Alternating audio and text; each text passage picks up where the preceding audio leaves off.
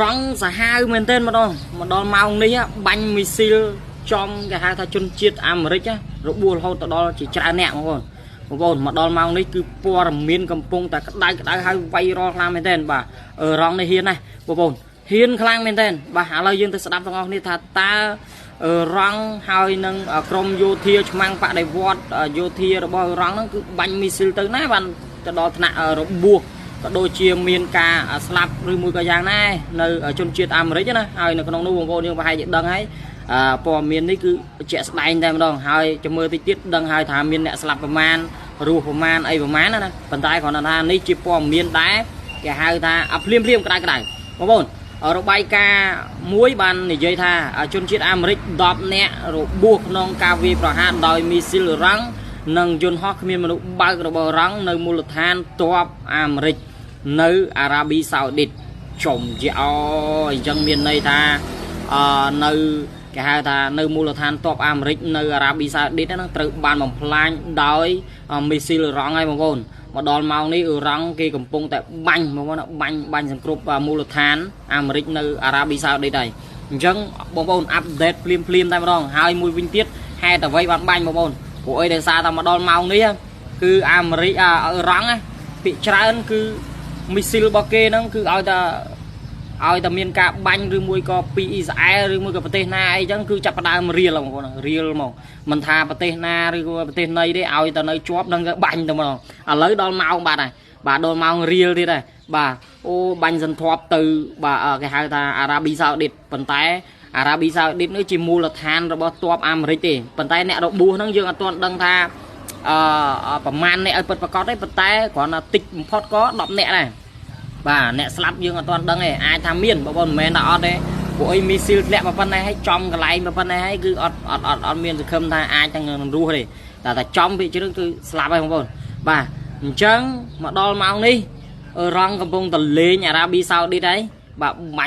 បាញ់ចូលទីក្រុងអារ៉ាប៊ីសាអូឌីតដែលជាមូលដ្ឋានទ័ពនៃអាមេរិកណាបាទអូយបងប្អូនបាទតែប៉ុណ្ណេះចាំមើលលឺដំណឹងទៅដល់បាទសហរដ្ឋអាមេរិកទៅដឹងហើយរងបាទឆ្មាំងនេះមេឆ្មាំងមេកងទ័ពរបស់រងណាដែលបញ្ជាគេហៅថាបញ្ជាទ័ពបាទបញ្ជាទ័ពហើយនៅមានមេធំរបស់អាមេរិករងទៀតមេឆ្មាំងបដិវត្តរបស់គេហៅថារងទៀតជាច្រើនអ្នកទៀតកំពុងតែគេហៅថាត្រៀមណាប្រតិបត្តិការឲ្យតែអាមេរិកហ៊ានតែកក្លឿនឬមួយក៏យ៉ាងណាគឺគេនឹងបាញ់ហើយប៉ុន្តែម៉ោងនេះកំពុងតែប៉ះជាមួយនឹងអារ៉ាប៊ីសាអូឌីតណាប៉ុន្តែប៉ះជាមួយនឹងអារ៉ាប៊ីសាអូឌីតមែនប៉ុន្តែមូលដ្ឋានទ័ពរបស់អាមេរិកដែលនៅអារ៉ាប៊ីសាអូឌីតត្រូវបានបំផ្លាញខ្ទេចហើយមានរបួសទៀតនេះជារឿងមួយដែលកំពុងតែក្តៅហើយដែលជាគេហៅថាដែលធ្វើឲ្យអាចថានឹងមានបញ្ហាទៀតព្រោះដោយសារតែឥឡូវហ្នឹងកំពុងតែមានការចរចាបងប្អូនមានការចរចារវាងសហរដ្ឋអាមេរិកហើយនិងអ៊ីរ៉ង់ប៉ុន្តែចាំមើលថាបើមានបញ្ហាបាញ់បែបនេះថាតើអាមេរិកគាត់ធ្វើអ្វីទៅលើអ៊ីរ៉ង់បន្តទៀតបងប្អូនយល់ដឹងទេថាការកំពុងចរចានេះគេអត់មានការបាញ់ទេសូម្បីតែអាមេរិកគេអត់មានអាវុធឬមួយក៏ការបាញ់ទៅដាក់អ៊ីរ៉ង់ដែរប៉ុន្តែម៉ោងនេះអ៊ីរ៉ង់ហ៊ានបាញ់ប៉ុន្តែបាញ់នេះគឺបាញ់គោលបំណងថាបាញ់ទៅអារ៉ាប៊ីសាអូឌីតទេក៏ប៉ុន្តែទីតាំងអាមេរិកនៅម្ដុំហ្នឹងគឺគេបាញ់តែម្ដងបើយើងនិយាយទៅថាទិសដៅរបស់គេគឺគេបាញ់អាកន្លែងឈរជើងរបស់ទ័ពណាក៏ប៉ុន្តែទ័ពនេះគឺទ័ពអាមេរិកបងប្អូនមានអីឥឡូវនេះគឺរបួសធ្ងន់ច្រើនអ្នក4-10នាក់ហើយអាចមានអ្នកស្លាប់ទៅទៀតណាបាទចង់មកដល់ម៉ោងនេះដូចខ្ញុំនិយាយអញ្ចឹងថាការចរចាលោកត្រាំនិងអ៊ីរ៉ង់កំពុងតែចរចាហើយអត់ទាន់មានដំណោះស្រាយអ្វីមួយធ្វើឲ្យជាក់លាក់ទេ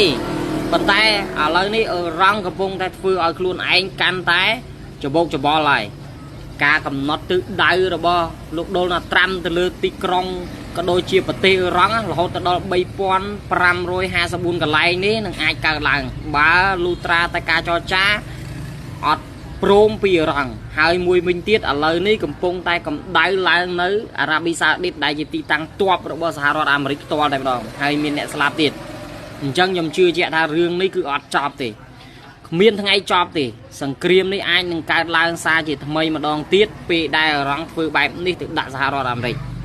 បងប្អូនអ្វីទៅជាសង្គ្រាមអ្វីទៅជាភាពឈ្នះចាញ់របស់គេហៅថា